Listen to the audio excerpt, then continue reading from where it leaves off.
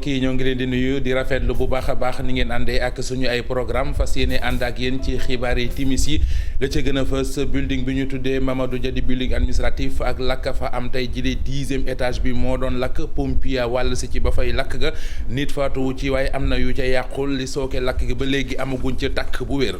njëgu dund gi ñu yokk fële ca diwaanu Saint-Louis ak jaaxle la jur ci askan wi ak ñenn ci jaaykat yi yokk yi dem bay jéggi dayoo ndax juróomi liitaru diw bi doon jar junni dem na ci junni ak ñeenti téeméer te yemul foofe yeneen i yokk yeneen i njàmbat ak yeneen i tawat des na ci dikk ak yéen ci xibaaru timis yi. ndem si yàlla Hissène Habré njiitu réewu Tchad la woon faatu rob nañu ko tey jii ci sëgi jullit ya ca yoo fa la tëdd ci anam yu ñu ko doon robee ay jege ñaaleem ñoo fa teewoon ay xaritam ak ay dëkkandoom. ni ñu ko baaxoo bonne feuille de la rédaction tey jii danañu waxtaane benn téere boo xamante ni ji ci wàllu inondation yi lay wax ñu indi ci jàngat ak bu Ibou Diouf ak Pape Sangone Mbaye la ñu ci yàndal wàllu tàggat yaram gàcce ngaalama gaynde Sénégal yëngu ci wàllu beach soccer coupe du monde ba ñu bokk ci Russie ña nga ci demi-finale yi Brésil la ñu dóor tey jii juróomi bal ci ñeent mu di guléet équipe nationale bu Sénégal ci wàllu beach soccer di qualifié ci ay demi-finale coupe du monde beach soccer ci kanam tuuti danañ ci dellu si ci yàkkali gi mbokk yi lii mooy li fi gën a fës ci xibaar ngeen taaxee la ñu faram fàcceel leen ko.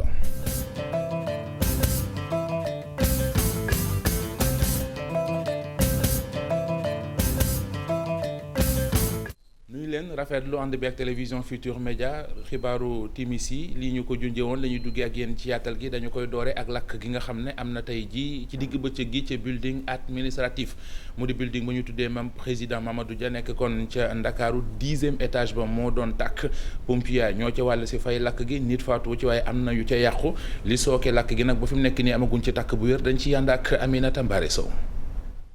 lakk gi mu ngi amee ci étage bu mujj ci immeuble bu mag bile di building administratif. mais il faut savoir que immeuble bi am nay pompiers yu fi nekk en permanence ñoom ñoo permettre très rapidement bu ñu amee kii alarme yi sonné ñu évacuer ensemble bâtiment bi yëpp ñu évacuer ba donc loolu ça permettre na amuñu benn victime même ku intoxiqué sax amuñu ko. sapeur pompier yi daal di yëkkati ay moyens yu am importance daanaka xeex nañu ak flamme yi lu toll ci ñaari waxtu. ngir fay ko. au bout de 2 heures de temps lañ fay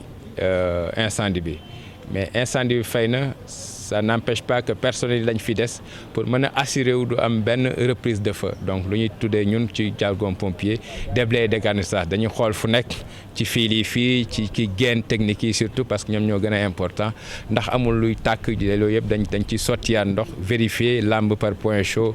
ak yenn caméra infrarouge yi xam exactement su dee am na possibilité de reprise ou pas. lu jëm nag ci lu waral lakk-lakk bi ñenn ñi nee nañu ab court-circuit moo ko waral ci fàttali nag building administratif dañ ko defaraat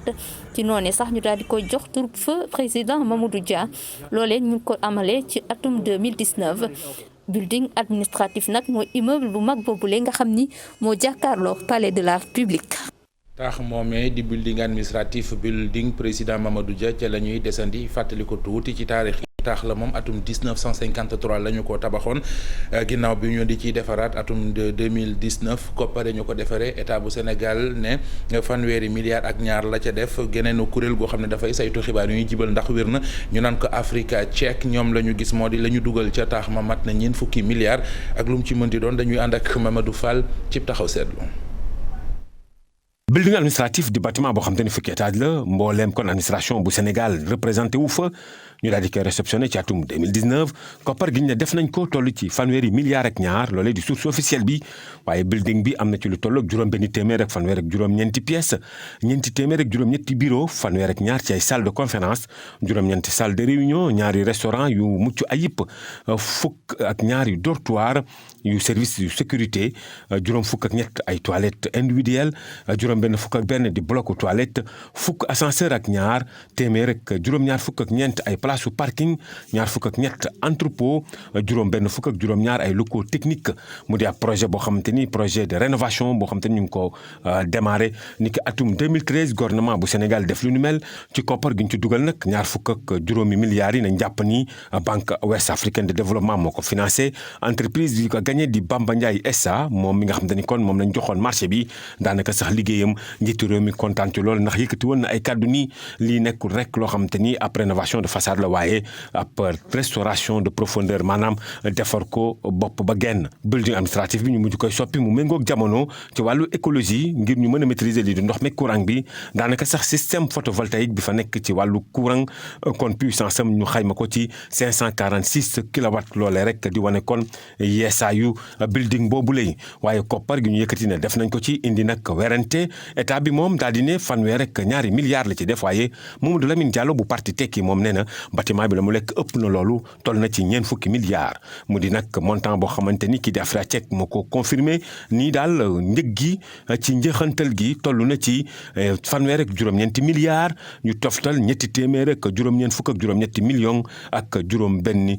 téeméer ak fanweer ak juróom-ñeent ci suñuy koppar liggéey ba nag ñu lancé ko ci atum 2013 daal di koy réceptionné ci atum 2019 président de la République Macky Sall moo ko réceptionné date boobu sax le building administratif soppi tur ñu tuddee ko building Mamadou Dia. ndem si yàlla Hissène Habré njiitu réewu Tchad la woon faatoo fii ci réewum Sénégal talaata ñu génn ndax woppi Covid 19 ju ko tëraloon jébbal nañu ko boromam tey jii la ñu ko rob bi doonoon ci teewaayu ay xarit ay am di jàmm ak i dëkkandoo ma nga ñu denc ci sëgi jullit ya ca Yoff ñu ànd ceeg Alioune Dissa Pereira.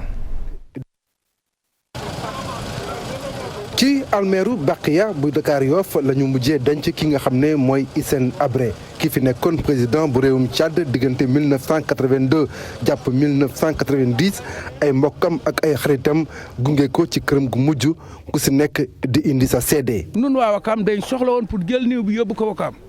waaye moom Ginne bu soxlaa Dakar ku yëg daanu mboon nu ñëw ba fii gunge sa sunu mbokk Hissène Habré yàlla na ko yàlla booleeg Seydina Mohamed benn àjjana. danaa doon saafonteeg moom ba nga xam ni ñun ñëpp ay doomu aadama lañu mais man li ma préféré retenir ci Hissène Habré mooy le positif c'est-à-dire c'était un grand Africain. tiis na lool ndax ñëpp xam nañ ne que jàmbaar la woon xeexal na Afrique xeexal na Tchad te buduloon moom. impérialisme de ni mu nekkee woon Tchad moom moo leen fa génne xeex na aussi contre l'impérialisme arabe am na un héritage boo xam ne kenn mënu ko koo sàcc te héritage boobu dina continuer bañ koy condamné nag daanaka looloog condamnation boo xam ne mook dagg bopp wala fetal la nga dee benn la. Hissène Habré génn àdduna waaye tamit bàyyi fii ab héritage kenn si ay doomam di ko séddal ne waajur bu bëgg njabootam la woon waaye tamit africain bu gëm continent am. Aujourd'hui, devant la dépouille de mon père.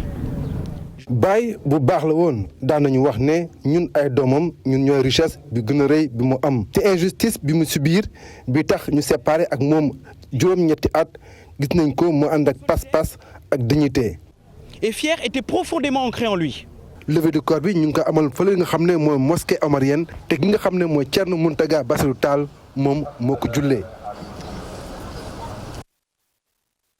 dund gi ak njëgam ni muy yokkee jaaxal jaaykat yu bari waaye jaaxalit ñii di consommateurs yi di askan wi seetlu gi moo di bu fekkente ne dañuy jël dawlin gi liitaru dawlin bi doon jar junni léegi ma nga ci junni ak ñeenti téeméer yamul foofee ne ak ceeb biit ak njëgam nemmeeku nañ ci ak yokk bu jéggi dayoo loolee nag tax muy jaaykat yi mu di consommateurs yi kenn ku nekk tëgg nga sa gémmiñ di wooteeg wàllu ci état bu Sénégal ndax yëf yi dafa jéggi dayoo lu ni mel la ñu nemmeeku ci diwaanu Ndar Ousseynou Diop. jamono bii li ñu nemmeeku mooy yokkute ceeb bi dëluñ bi ak suukar bi dafa daal di tiital askan wi tax ñu ci bari sax di ci joxe seeni xalaat. moom macha allah lépp a yokk fi mu nekk nii nag jigéen ñi sonn nañu wax nañ si wax nag nu dimbale nu wàññil nu. diwlin tey 24000 francs wallahi lazi métti na ba fi métti mën a yem. ceeb 15000 francs. ci kàddu commerçant yi lu ni mel dafa jéggi dayoo ndaxte ñoom li ñu gis mooy yokkute bi ñi nga xamante ñooy grossistes yi ñoo ko waral tax sax jafe-jafe bu mag bi nga xamante moom la ñuy dund jamono jile mu doon lu metti ci seen i kàddu nguur gi dafa war a jóg. wàllu diwlin bi ak wàllu ceeb bi ak suukar bi ñun commerçant yi ndaw loon rek commerçant yi mag yi ñoo ko yor bu ñu yokkee nu yokk bu ñu wàññee nu wàññi léegi nag ñun diwlin moom gisuñu ko duñ ko sax gisul ba di ko yokk diwlin mee nit gisuñu ko diwlin 5 rek moo fi am ak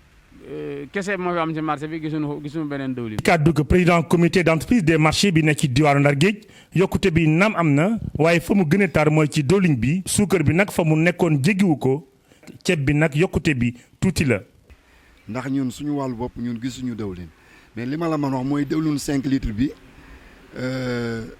ñun marché dañ koy jaayee 7000 francs mais dégg naa si nit ñi ñu ne am na lu ñuy wax grande surface si dëkk bi ñoom dañ koy jaayee 7800 francs mais Ndar ba fii may wax ak yow saak suukar yaa ngi nii saak suukar 28250 lay jar ñi ma xam si marché bi aussi ñu koy jaay ñëpp di grossiste yi prix boobu laa gis ñu koy jaayee. lu ci mëntam am ci marché bi moom gis fa dëluñ lu jafe la ndaxte bidon juróomi litre bi nga xamante ni junni la daan jar léegi mi ngi ci 7000 francs ñaar fukki litre bi dina dem sax léegi ba juróomi junni.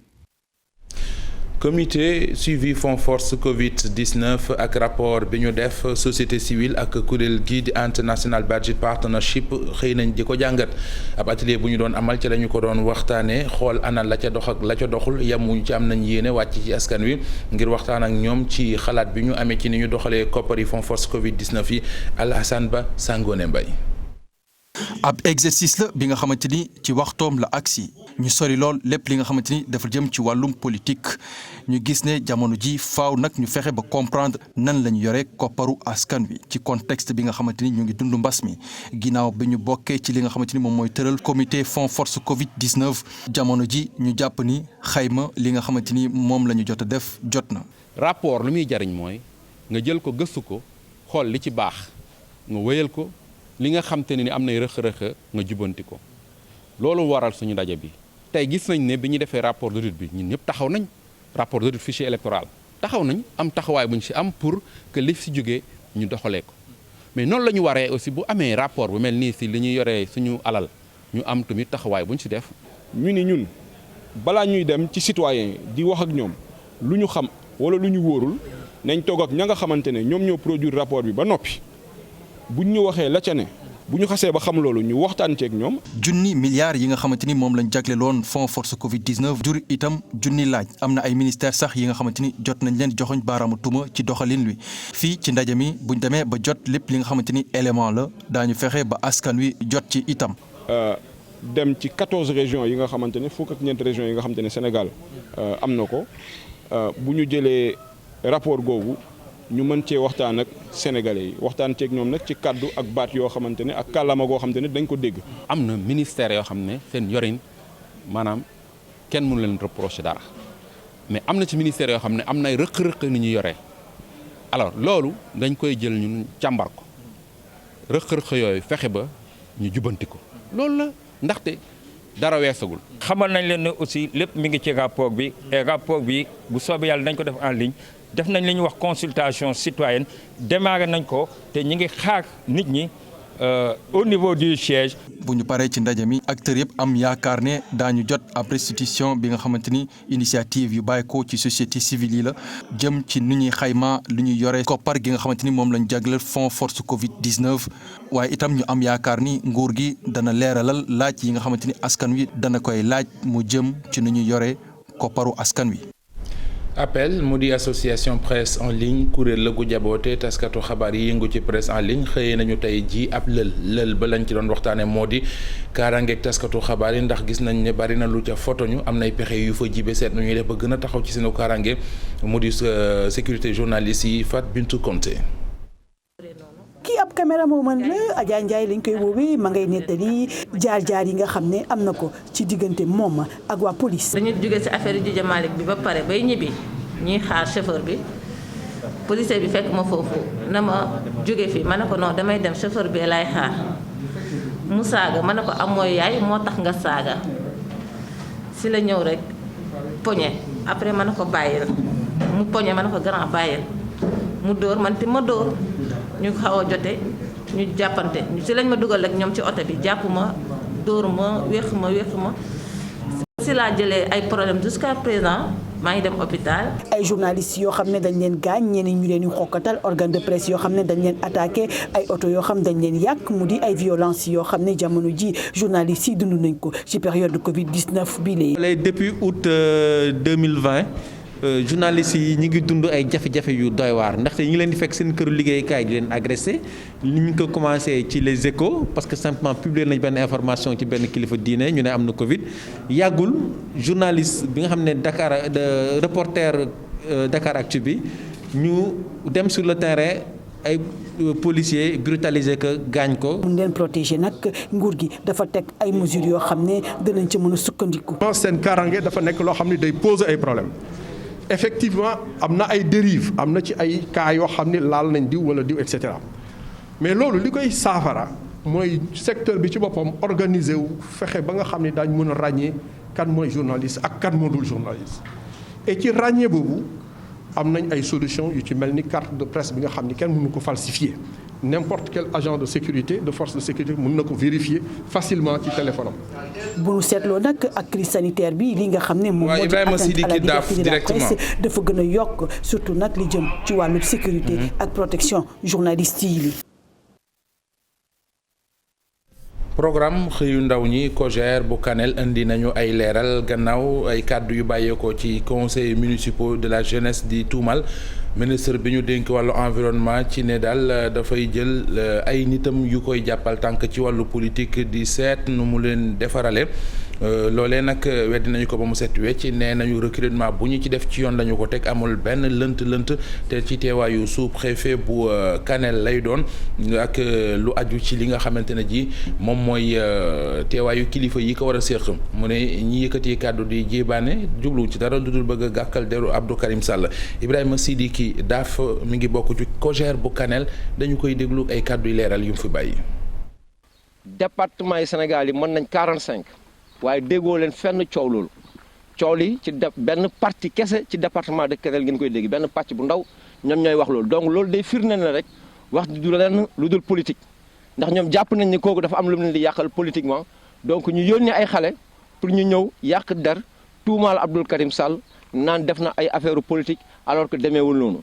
te li ma leen di wax ni mun ngeen jege ki jiite département bi mooy maanaam le préfet ndax préfet bi kat. moom moo jiite liggéey bi ba fu mu yegg si fii nii te ñu ngi ko ci sant di ko gërëm ndax préfet mënoon na teg bureau moom tamit mu def liggéey bi moom kese waaye deful loolu dafa woo ndawi département yi mooy maanaam les CCJ conseil communaux de jeunesse yi ak président conseil départemental de jeunesse ak sous préfet yëpp ñoom ñoo liggéey bi te ñoom ñoo toogoon kat ànd ak liggéey boobu donc mënoo leen toog ci néeg ngeen ànd ci liggéey boobu ba pare ngeen wëlbatiku ne ñun kat ànduñ ci lii wala defuñ ci lii donc loolu baaxul. ndax li olof ñaay di wax boo lekkul ci cere ji warul tax tamit nga koy xajamal loolu mooy li frère Ndiaye def ci département de Kanel ci loolu lañ bëggoon andi ay éléments de réponse bonne feuille de la rédaction di pàcc bi ñu jegleel wàllum li mbindantu ak liifantu tey jii dañuy xooli benn livre boo xamante ne ji ci inondation yi ci Ndakaaru ci la ñu ko jëmee ak anam yi ñu ci doxalee ak it nees di def kon ba dëppale ko ak suñu dundin ab livre la boo xam ne juróom-ñetti chapitre ñoo ca nekk wàllu inondation yi ci banlieue bi mbirum urbanisation aménagement ak cartographie lay waxtaane lu toll ci ñetti téeméeri xët ak ñaar fukk ak ñaar ñoo ca nekk ñu ànd ci ak Ibou Diouf ci ay leeral.